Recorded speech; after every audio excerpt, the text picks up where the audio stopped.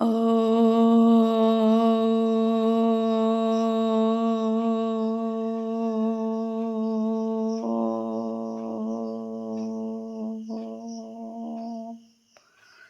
শান্তি। 5/10/2024 প্রাতঃমুরলি। ওম শান্তি। বাপদাদা মধুবন। আজকের বাপদাদার অমূল্য মহাবাক্য হচ্ছে, মিষ্টি বাচ্চারা, বাবা এসেছেন। বাচ্চারা তোমাদেরকে দুঃখধাম থেকে সন্ন্যাস করাতে। এটাই হলো অসীম জগতের সন্ন্যাস। মিষ্টি বাচ্চারা, বাবা এসেছেন। বাচ্চারা তোমাদেরকে দুঃখধামের থেকে সন্ন্যাস করতে, দুঃখধামের থেকে সন্ন্যাস করাতে। এটাই হলো অসীম জগতের সন্ন্যাস। অসীম জগতের পিতা আমাদের অসীম জগতের সন্ন্যাস করাতে আসেন। তো এখন দুনিয়াতে অসীম দুঃখ, তাই আমাদের অসীম জগতের সন্ন্যাস করাচ্ছে দুঃখধাম থেকে। প্রশ্ন, এই সন্ন্যাসীদের সন্ন্যাস আর তোমাদের সন্ন্যাসের মধ্যে প্রধান পার্থক্য কী? উত্তর, সেই সন্ন্যাসীরা ঘরবাড়ি ছেড়ে দিয়ে জঙ্গলে চলে যায়, কিন্তু তোমরা ঘরবাড়ি ছেড়ে দিয়ে জঙ্গলে যাও না। ঘরে থেকেই সম্পূর্ণ দুনিয়াকে কাঁটার জঙ্গল বলে মনে করো। তোমরা বুদ্ধির দ্বারা সম্পূর্ণ দুনিয়ার থেকে সন্ন্যাস গ্রহণ করে থাকো। ওম শান্তি। আত্মিক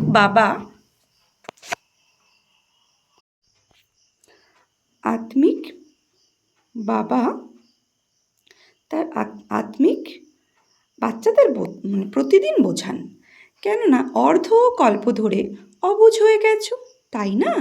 সুতরাং প্রতিদিন বোঝাতে হয়। প্রথমে তো মানুষের শান্তি চাই। আত্মারা প্রকৃতপক্ষে সবাই হলো শান্তিধাম নিবাসী। বাবা হলেন চির শান্তির সাগর। এখন তোমরা শান্তির অবিনাশী উত্তরাধিকারী প্রাপ্ত করছো। বলাও হয়ে থাকে শান্তিদেব, অর্থাৎ আমাদের এই সৃষ্টি থেকে নিজেদের ঘর শান্তিধামে নিয়ে চলো। বলা হয় শান্তিদেব, অর্থাৎ আমাদের এই সৃষ্টি থেকে নিজের শান্তিধাম ঘরে নিয়ে চলো, অথবা শান্তির উত্তরাধিকার বানাও। দেবতাদের সামনে অথবা শিব বাবার সামনে গিয়ে শান্তি দাও বলে প্রার্থনা করে, কেননা শিব বাবা হলেন শান্তির সাগর। এখন তোমরা শিব বাবার কাছ থেকে অবিনাশী শান্তির উত্তরাধিকারী প্রাপ্ত করছো। বাবাকে স্মরণ করতে করতে তোমাদের অবশ্যই শান্তিধামে যেতে হবে। স্মরণ না করলেও যেতে হবে। স্মরণ এই জন্য করে থাকো, কেননা যে পাপের বোঝা মাথায় জমা হয়েছে তা যেন ভস্মীভূত হয়ে যায়। শান্তি আর সুখ একমাত্র বাবার দ্বারাই প্রাপ্ত হয়ে থাকে, কেননা তিনি হলেন সুখ আর শান্তির সাগর। ওই দুটোই হলো প্রধান। শান্তিকে মুক্তি বলা হয়। তারপর জীবন মুক্তি আর জীবন বন্ধনও। শান্তিকে মুক্তি বলা হয়, তারপর জীবন মুক্তি আর জীবন বন্ধ। তো জীবন মুক্তি সত্য আর ত্রেতা, আর জীবন বন্ধ হচ্ছে দাপর আর কলিযুগে। এখন তোমরা জীবন বন্ধ থেকে জীবন মুক্ত হতে চলেছ। তো জীবন মুক্ত অর্থাৎ জীব, অর্থাৎ শরীরের থেকেও উন্মুক্ত, মানে আমি আত্মা মুক্ত অবস্থা অনুভব করছি, তো তাকে জীবন মুক্ত। আর জীবন বন্ধন মানে শরীরে থেকেও আমি আত্মা, আমি এই শরীরকেই শরীর বলে মনে করছি। তো মুক্ত নয়, আত্মা শরীরে বাঁধা আছে, বন্ধন অবস্থায়, তো তাই জীবন বন্ধন বলা হয়। এখন তোমরা জীবন বন্ধন থেকে জীবন মুক্ত হতে চলেছ। সত্যযুগে কোনো রকম বন্ধন থাকে না, অর্থাৎ সদা আত্মিক স্থিতিতে স্থিত হয়ে কর্ম করি, অথচ শরীরেই থাকবো। তো শরীরে থেকেও মুক্ত অবস্থা থাকবো। তো জীবন মুক্ত বলছে কোনো রকম বন্ধন থাকে না সত্যযুগে। গাওয়াও হয়ে থাকে সহজে জীবন মুক্তি বা গতি সদ্গতি। এই দুটোর অর্থ এখন তোমরা বাচ্চারা বুঝেছ। গতি বলা হয় শান্তিধামকে, সৎ গতি বলা হয় সুখধামকে। সুখধাম, শান্তিধাম, আর এটা হলো দুঃখধাম। তোমরা এখানে বসে আছো, বাবা বলেন বাচ্চারা তোমাদের গৃহ শান্তিধামকে স্মরণ করো। আত্মারা নিজেদের গৃহকে ভুলে গেছে, বাবা এসেই স্মরণ করিয়ে দেন। তিনি বুঝিয়ে বলেন যে আত্মিক বাচ্চারা যতক্ষণ আত্মাকে স্মরণ না করবে তোমরা ঘরে যেতে পারবে না।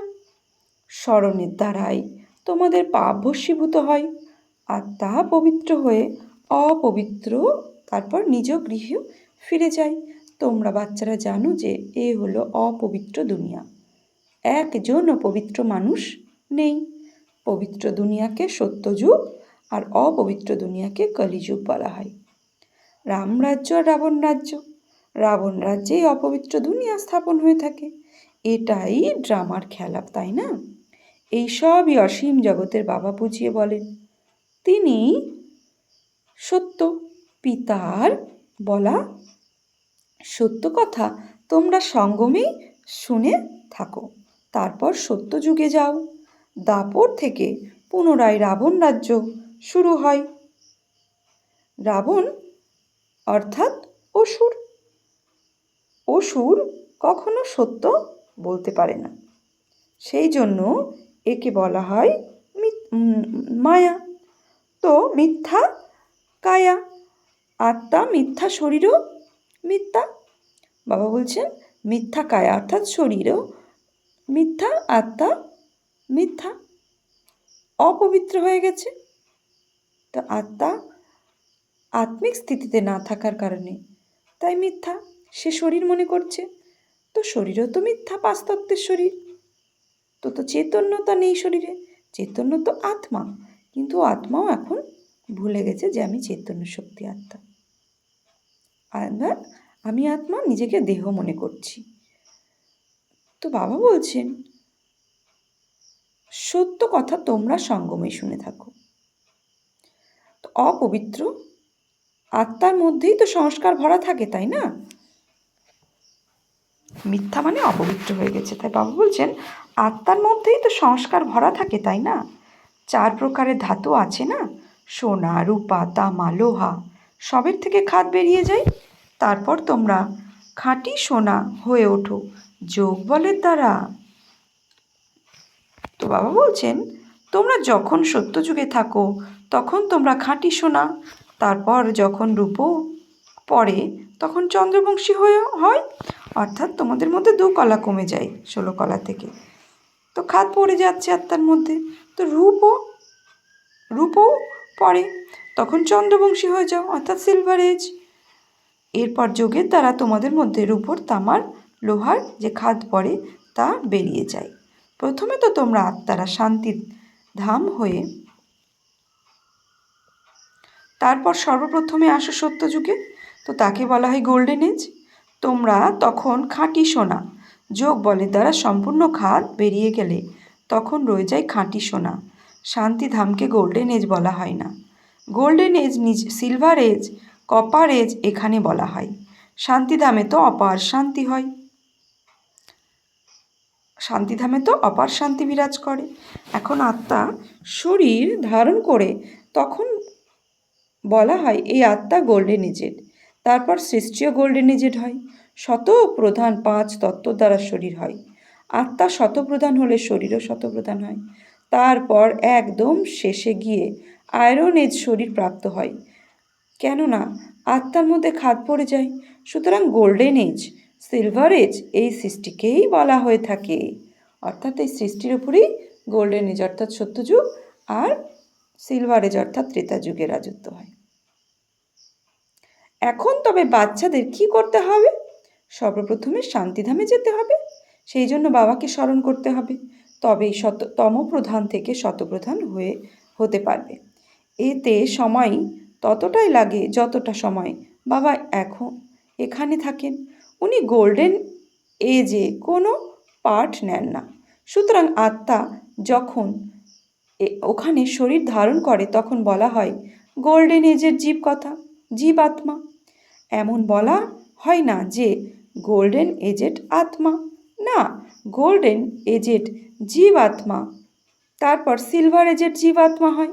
তোমরা এখানে বসে আছো, তোমাদের যেমন শান্তিও আছে তেমন সুখও প্রাপ্ত হয়। তাহলে কি করা উচিত? দুঃখ ধামের সন্ন্যাস একে বলছে। তাহলে কি করা উচিত? দুঃখধামের সন্ন্যাস একে বলা হয় অসীম জগতের সন্ন্যাস। তো দুঃখধামের থেকে যখন বাবা সন্ন্যাস করায় তাকে বলা হয় অসীম জগতের সন্ন্যাস। ওই সন্ন্যাসীদের হলো সীমিত জাগতিক সন্ন্যাস, ঘর পরিবার ছেড়ে দিয়ে জঙ্গলে চলে যায়।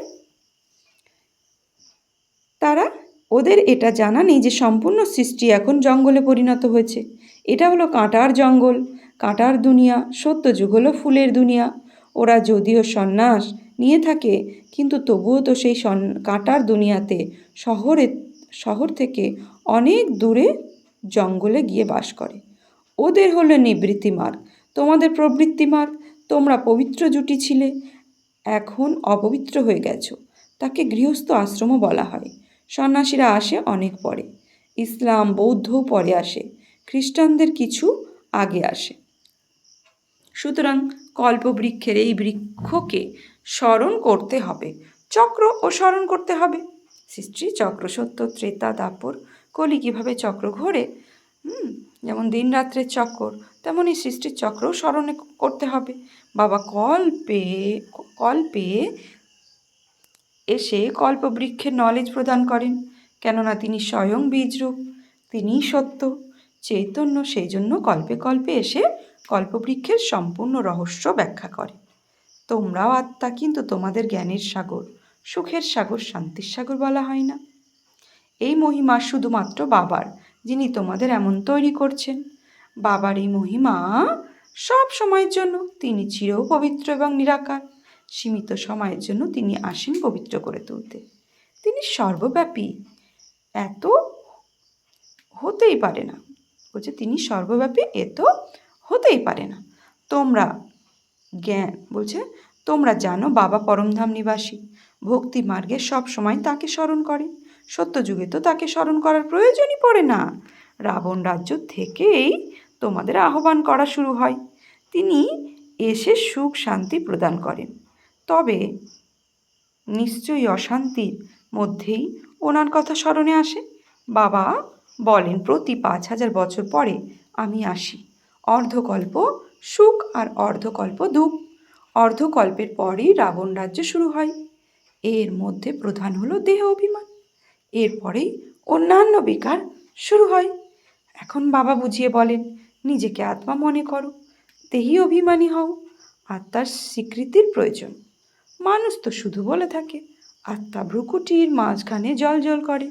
এখন তোমরা বুঝেছ আত্মা হলো অবিনাশী। এই অবিনাশী আত্মার আসন হলো এই শরীর। আত্মা বসেও ভ্রুকুটিতে। অবিনাশী আত্মার এটাই আসন। সবারই চৈতন্য অবিনাশী আসন, ওটা অবিনাশী আসন নয়, যা অমৃতসরে কাঠ দিয়ে তৈরি করা হয়েছে। বাবা বুঝিয়েছেন প্রতিটি মানুষেরই নিজের নিজের অবিনাশী আসন রয়েছে। আত্মা এখানে এসে বিরাজ করে, সত্যযুগ হোক বা কলিযুগই হোক। আত্মার আসন হলো এই মানব শরীর। সুতরাং অসংখ্য অবিনাশী আসন রয়েছে। মানুষ মাত্রই অবিনাশী আত্মার আসন রয়েছে। আত্মা এক আসন ছেড়ে শীঘ্রই অন্য আসন গ্রহণ করে। প্রথমে ছোট আসন থেকে তারপর বড় হয়। এই শরীররূপী আসন ছোট বড় হয়। এই কাঠের আসন, যাকে শিখরা অকাল তখ্ত বলে, তা কিন্তু ছোট বড় হয় না। এটা কেউই জানে না যে মানুষ মাত্রই অকাল তখ্ত হলো এই 2 ভ্রুকুটি। আত্মা অবিনাশী, তার কখনোই বিনাশ হয় না। আত্মা ভিন্ন ভিন্ন আসন প্রাপ্ত করে থাকে। সত্যযুগে তোমরা ফার্স্ট ক্লাস আসন পেয়ে থাকো, তাকে বলে গোল্ডেন এজের তক্ত আসন। তারপর ওই আত্মার আবার সিলভার, কপার, আয়রন এজেটও আসন প্রাপ্ত করে থাকে। তারপর আবার গোল্ডেন এজেটের আসন পেতে হলে অবশ্যই পবিত্র হতে হবে। সেই জন্য বাবা বলেন মামেকম স্মরণ করলে তোমাদের খাদ বেরিয়ে যাবে। বাবা 4-5 দিন ধরে মুরলিতে পবিত্রতার ওপর জোর দিচ্ছে। আজকেও বাবা পবিত্রতার কথা বলছেন।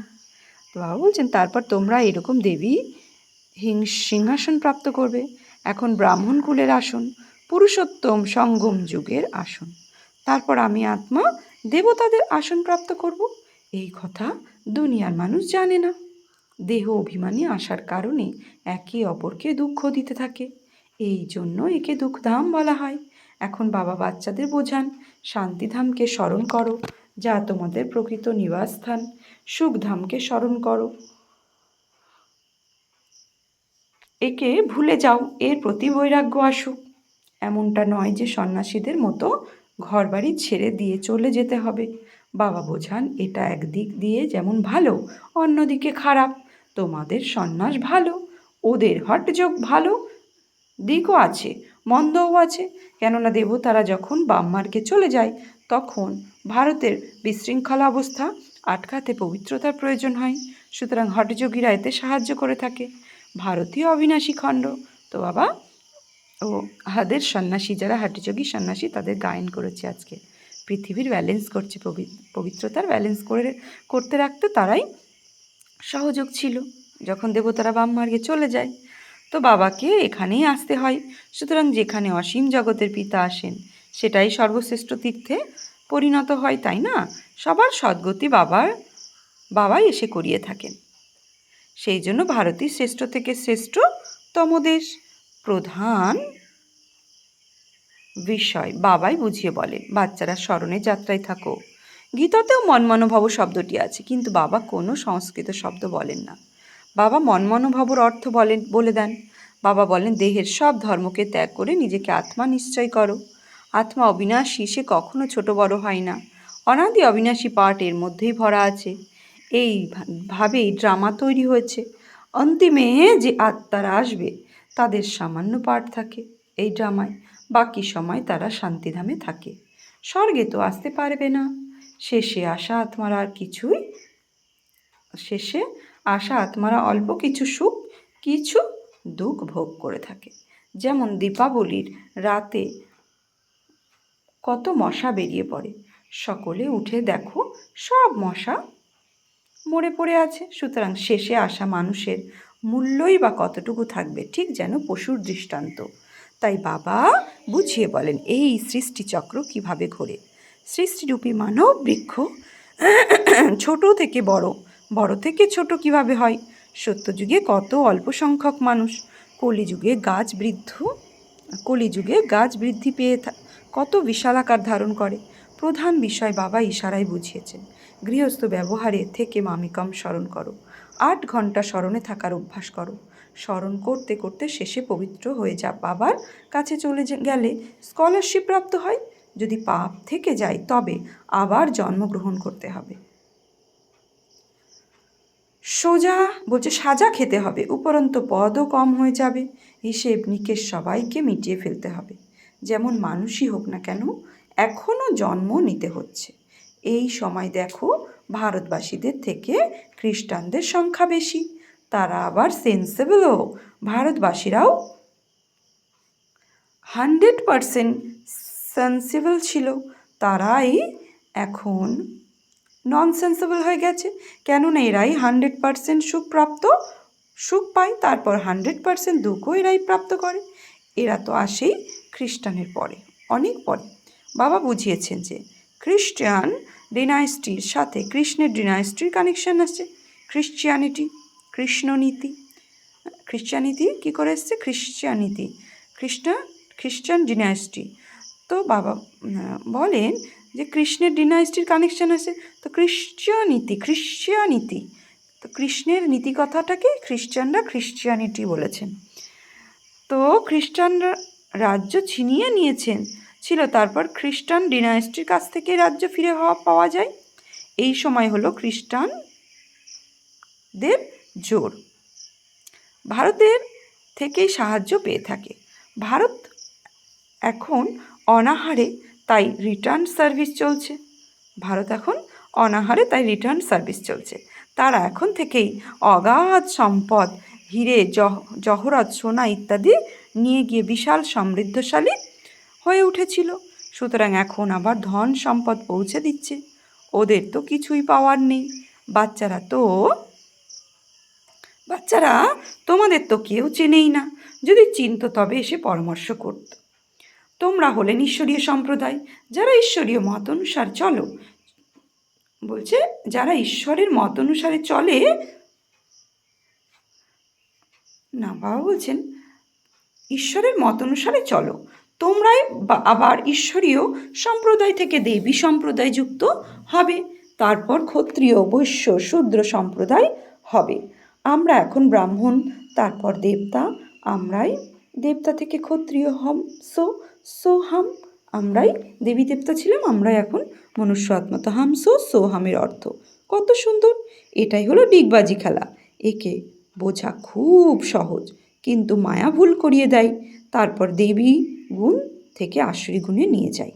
অপবিত্র হওয়া, এটাই তো আসুরি গুণ, তাই না? আচ্ছা, মিষ্টি মিষ্টি হারানিধি বাচ্চাদের প্রতি মাত পিতা বাপ দাদার স্মরণের স্নেহ সুমন আর সুপ্রভাত। আত্মাদের পিতা তার আত্মারূপী বাচ্চাদের জানাচ্ছে নমস্কার, সুপ্রভাত। আমরা আত্মারূপী বাচ্চারা আত্মারূপী বাপ দাদাকে জানাচ্ছি নমস্কার, সুপ্রভাত, ধন্যবাদ। ধারণার জন্য মুখ্য সার। স্কলারশিপ নেওয়ার জন্য গৃহস্থ ব্যবহারী থেকে কমপক্ষে 8 ঘন্টা বাবাকে স্মরণ করার অভ্যাস করতে হবে। স্মরণের অভ্যাসের দ্বারাই পাপ ভস্য হয়ে হবে আর গোল্ডেন এজের সিংহাসন প্রাপ্ত হয়। 2, এই দুঃখধাম থেকে অসীম জগতের বৈরাগ্য করে নিজের প্রকৃত নিবাসস্থান শান্তিধাম আর সুখধামকে স্মরণ করতে হবে। দেহ অভিমানে এসে কাউকে দুঃখ দেওয়া উচিত নয়।